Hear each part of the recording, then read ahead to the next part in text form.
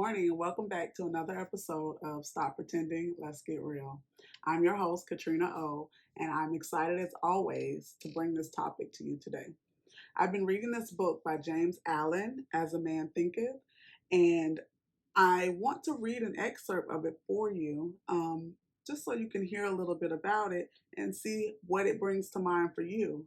And today I want to discuss how our thought processes determine whether we are successful in life or bring about the demise in our lives.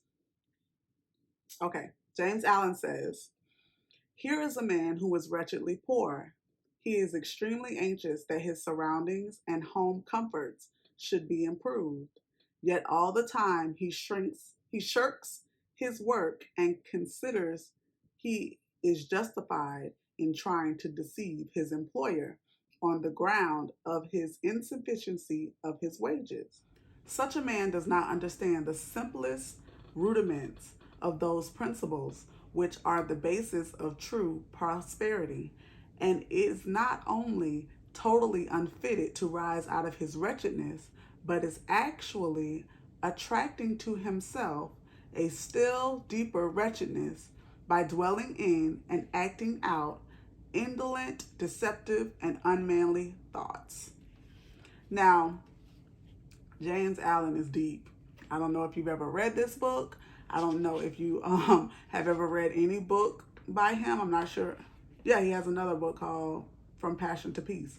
So I don't know if you've ever read any book by him, but he is poetic, he is deep, he is gut punching with his words, if that's a thing. Just in that passage alone, he talks about how a person that is wretchedly poor wants to come out of their situation, wants to do better, but is not putting the steps into place. And he's doing like underhanded stuff because he's mad that his employer doesn't pay him what he would like to be paid.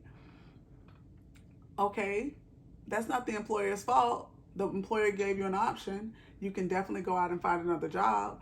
But what he's saying even in this is a person with that mindset, a person with that thought pattern is not even fit for prosperity. He's not even fit to be rich or wealthy or even seemingly stable, because I could imagine that stable would be at least a step above wretchedly poor. So he's saying, James Allen believes that this person is not even fit to be of stable cash flow, I'll say it like that, of stable cash flow, because his mindset is so caught up in his situation being bad and how it's somebody doing something to him that he cannot progress out of it, as opposed to having a mindset where he is putting in the work, maybe in this particular position, or he's going out and seeking other employment so that he can get a better paying job or a more respectful position or whatnot. Therefore, his mind is what's holding him back. Is your mind holding you back? Are your thoughts in a place that have kept you from progressing in the direction that you should be progressing in? Because a lot of times I think about, where I was at one point in comparison to where I am today. And a lot of it had to do with a renewed mind. The difference between me even 5 years ago and me today is the renewing of my mind. And that's something that only comes through Christ, to be completely honest. Now, don't get me wrong. You don't have to be a Christian in order to renew your mind. So don't think that's what I'm saying. But what I am saying is that Christ gives life, and the life that he gives is more abundant. So as you connect in that fashion with him and build relationship with him, he will help you to get your thoughts going in the right direction to produce life, to produce prosperity, to produce wealth, or whatever it is that you are after. Our thoughts play a big role. Think about a person who might be in jail or in prison. They had to have a thought. They had to have some thoughts going through their mind that pushed them to a place of committing that particular crime. And maybe one of the thoughts they had is that they wouldn't get caught. But that only lasts for so long.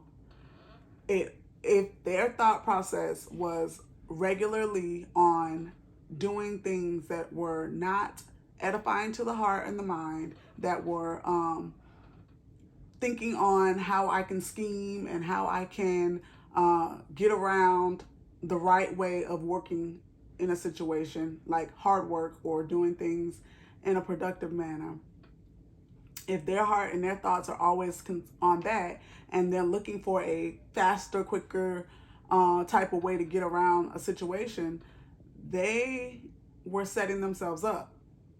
They were setting themselves up for demise, setting themselves up for not success, but prison, honestly, or something near to it, maybe being wretchedly poor or something of that nature, because they were trying to scheme and not trying to actually put in hard work to become that one thing that they wanted to be. I'm pretty sure even people in prison, it was not their plan to go to prison.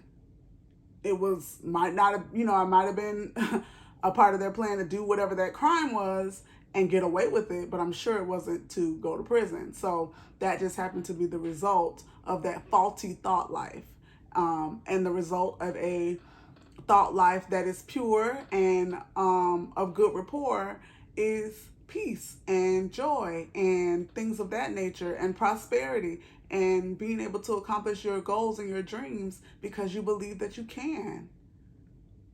What are your thoughts? And have you considered whether or not your thought life was holding you back or pushing you forward?